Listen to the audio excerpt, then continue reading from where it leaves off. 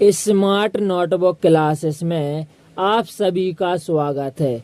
आइए हम इस लेक्चर में कोण और कोण के प्रकारों को देखते हैं और इस लेक्चर के बाद आपको और कहीं भी यह टॉपिक देखने की ज़रूरत नहीं पड़ेगी।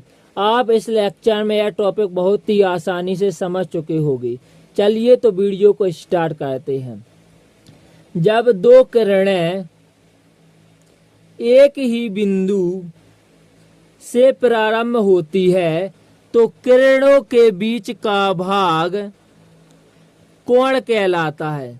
देखिए, जब दो किरणें, देखिए एक किरण और दूसरी किरण एक ही बिंदु से प्रारंभ होती है तो किरणों के बीच का भाग कोण कहलाता है। आइए अब हम इसे एनिमेशन से भी समझ लेते हैं। आइए अब हम कोण को समझते हैं।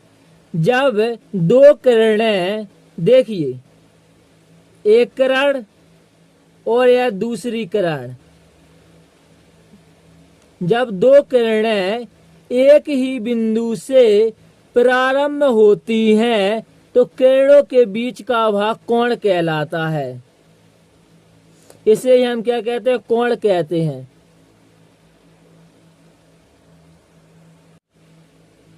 नोट्स में हम इस प्रकार लिख लेंगे। आइए अब हम कोण के प्रकारों को एक एक करके समझते हैं। आइए तो हम कोण के प्रकारों को समझते हैं। सबसे पहले है समकोण। देखिए, हम एनिमेशन की सहायता से समझते हैं। सबसे पहले देखिए, ऐसा कोण जिसकी माप 90 होती है उसे हम समकोण कहते हैं। देखिए, जब हमने यहाँ से 0 से इसकी माप की तो क्या है? 90। इसे हम क्या कहेंगे? समकोण। देखिए, जिसकी माप 90 होती है उसे हम समकोण कहते हैं। देखिए, नोट्स में हम इस प्रकार लिखेंगे। ऐसा कोण जिसकी माप 90 होती है समकोण कहते हैं। और आप इस प्रकार का चित्र भी बना लेंगे। न्यून कोण, ऐसा कोण जिसकी माप 0 तथा 90 के बीच होती है न्यून कोण कहते हैं। देखिए, हम एनिमेशन की सहायता से समझते हैं।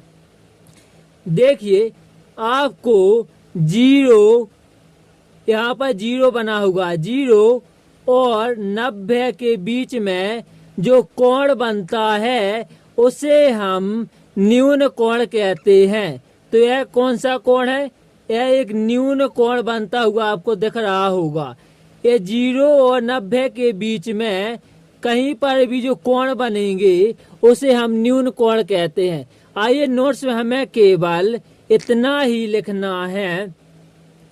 ऐसा कोण जिसकी माप 0 तथा 90 के बीच होती है न्यून कोण कहते हैं।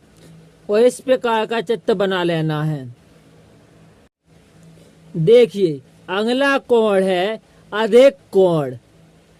ऐसा कोण जिसकी माप 90 और 180 के बीच होती है अधिक कोण कहते हैं। देखिए, एनिमेशन की सहायता से समझते हैं।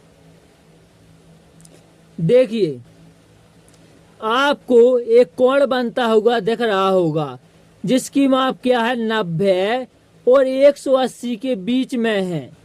मतलब ऐसा कोण जो 90 और 180 के बीच बनता है उसे हम अधिक कोण कहते हैं। आइए हम नोट्स में इस प्रकार लिख लेंगे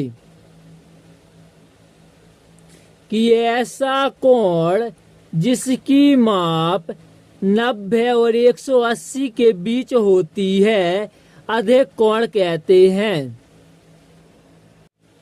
अब हम सरल कोण को समझते हैं। देखिए, वह कोण जिसकी माप 180 होती है सरल कोण कहते हैं। देखिए, एनिमेशन में आपको 180 का कोण बनता हुआ दिख रहा है। यह क्या एक सरल कोण है। तो हम नोट्स में केवल इतना लिख लेंगे।